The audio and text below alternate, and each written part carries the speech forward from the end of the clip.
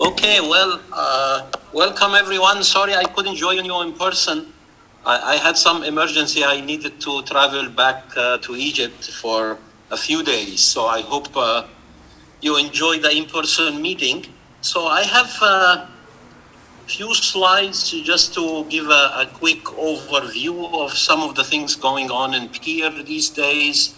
We haven't met for a while, so hopefully you find this information useful. So we have been working on our peer reports. We are almost reaching 350 peer reports, and we are planning also to add the list of the older EERC technical reports. This will give us almost 1,000 reports. Maybe when we reach the milestone of the 1,000th report, whoever will publish that maybe get an award or something. So I'm looking forward to see when we reach 1,000 technical reports, hopefully soon. So we started also to have the reports with DOI. So hopefully this will encourage all of you to publish your great work into peer reports. So we completed last year and this year issued reports with DOI, and we are planning to work retroactively for the reports that are issued in previous years. So we are using Crossref for that, which gives peer some control over this process. So we will continue doing that, and looking forward to see all reports having this digital identifiers in them. The institutional board is pretty active, and thanks to Professor Kunath, who is currently chairing the institutional board, I would like to welcome 3 new members to the board: Ada representing Berkeley, Mo representing Irvine, and Gian representing UCLA. The others are continuing members, and they are very supportive to what peer does. We will have a new research committee. 2 members are continuing. Professor Miranda agreed to chair the committee, and Lee from Caltrans will be a continuing member. And we have 5 new members. I'm looking forward to working with them to revise the TSRP request for proposal that we are planning to issue soon, and also to have a few meetings to discuss the submitting reports and approve them for funding. The Industry Advisory Board and the Resource Identification Committee are continuing, thanks to Jim Malley, who's chairing the first committee, and David McAllen chairing this committee. So we also look forward to continuing their work. There may be a few changes of their membership here and there, but nothing major. Every 6 months or so, we revisit the projects we are funding. And as you know, we work in 5 thrust areas that cover the geotechnical, structural, performance-based earthquake engineering methodology, performance-based earthquake engineering tools, and the several applications. And these 5 areas are intertwined with 6 different scales of the study, from micro level all the way to regional level.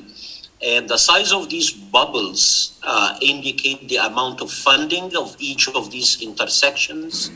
And also the number of them indicate the number of projects. So this was the picture at the end of 2020. When few gaps are identified, we try to fill these gaps. And this is the picture at the end of 2021. We expect to look into what other gaps we have in this matrix, and hopefully you are able to fill this up in the coming years of request for proposals or funding directions.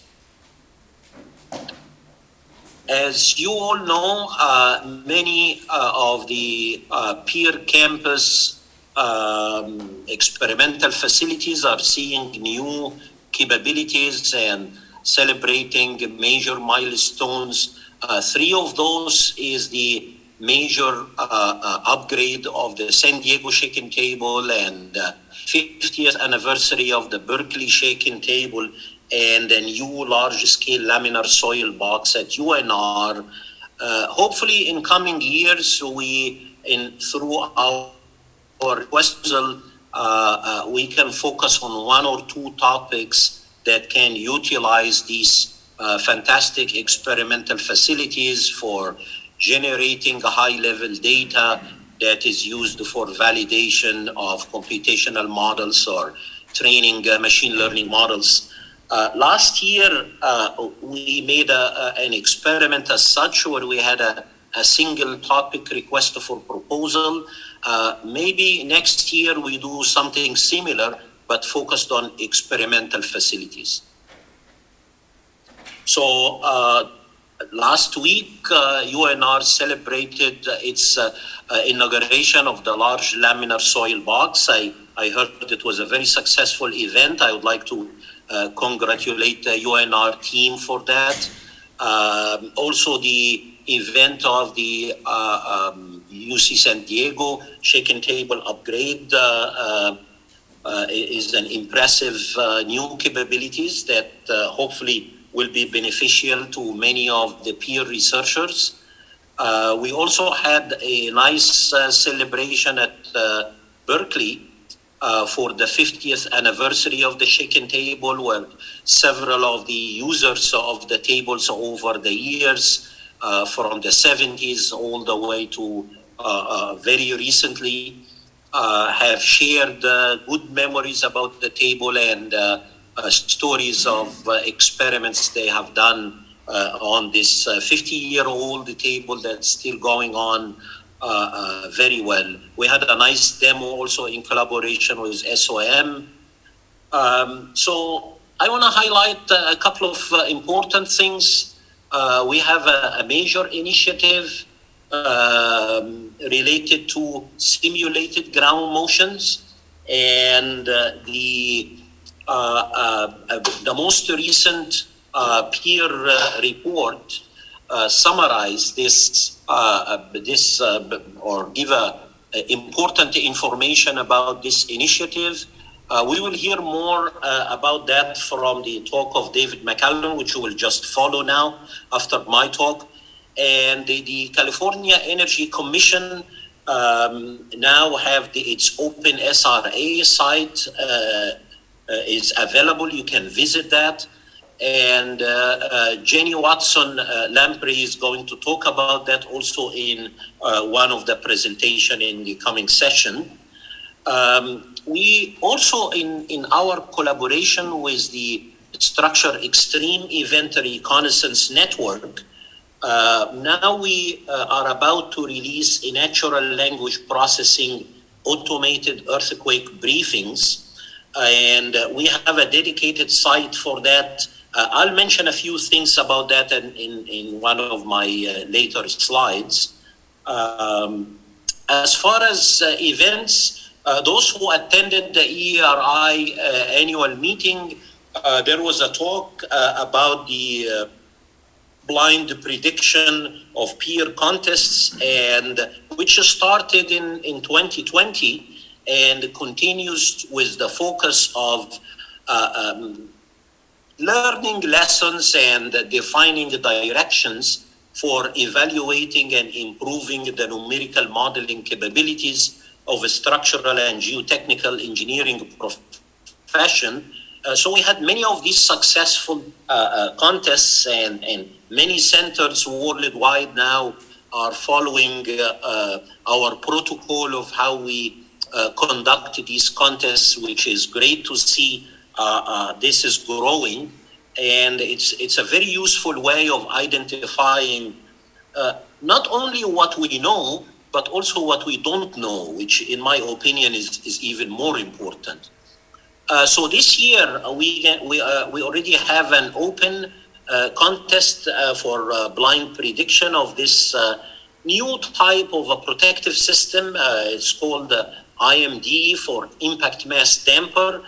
So we are asking contestants to estimate the dynamic response of a steel moment resisting frame equipped with and without this type of protective system. So we encourage all practicing engineers, researchers, students, postdocs to participate. The contest is already open. We started it at the beginning of this month, and it will close at the end of next month. So still there is plenty of time. If you want to learn more about the information related to this contest, just go to the PEER main web page. There is a banner for 2020 IMD Blind Prediction Contest. If you click on that, you get all the information of how to participate, what kind of questions we would like you to answer, and how you do your submission. We are a little behind the schedule of what we typically do in terms of releasing the TSRP RFP. If you remember, every year we release that at the middle of September. But this year we had some changes, as I mentioned, new research committee and some changes in, so that delayed us a bit. It will be about 6 weeks later than our usual release time, annual release time. So stay tuned for the end of October to have our new RP for proposal. I mentioned that last year we had a single topic focused on regional scale simulations, and we also had a parallel RFP related to this year, we're probably going to go back to the original type of format of proposal, multi-topics, and maybe next year we come again to a single topic, as I mentioned, maybe focused on experimental methods, on the deliberation of the research committee, and also maybe the discussion we may have during these 2 days of the researchers forum. The last thing, or before last, in October 17, that will be the 1989 Loma Prieta anniversary, and we are planning some demo on the Berkeley table. A tentative plan is to test several tiny houses. Jenna Wang from San Francisco State University is the PI of this project for low-cost housing. So these small homes are meant for homeless people, and they are furnished. So there is an opportunity to even have a blind contest, maybe focused on functional recovery this time. So we're still thinking about that, and possibly we are able to do something in that regard, which will be important and also interesting. So we have a busy schedule, but there are several breaks, so hopefully they would be used for exchanging information, forming small teams, making plans for future proposal submissions, and getting ready for the next round of proposals once the RFP is released. So I just want to mention the PEER student committee, which I really think very highly of this committee, because it's made of a fantastic group of students who is doing excellent work, and I hope you all notice all the and activities that they are. I just want to single them out and thank them for their effort. Those also who have subscribed to our newsletter, I want to remind them again, and those who haven't seen it before, that the committee is asking for nomination, which will close at the end of this month, for new members, as some members are graduating, and there should be a member representing at least each of the core campuses, at least one member from each core campus. So hopefully they will get the nomination they are asking for. Also, a couple of things in our peer website. Please, if you haven't subscribed to the Peer News Digest, please do that. We will not bombard you with a lot of emails. It's about a bi-weekly event where you see all the activities going on. I also mentioned about the earthquake briefings. We are about to release this automatic earthquake reconnaissance briefing tool. We will make announcements about that. It has been in use already in collaboration here, but it hasn't been publicly released. So we are hopeful we will do that within a month or so. There will be also a peer report that explains the methodology and be behind the use of NLP for this purpose. So I would like to end by thanking Amarnath and the peer staff for making all the arrangement of this two-day meeting, and I am sure it will be very informative and hopefully enjoyable as well. Thank you very much.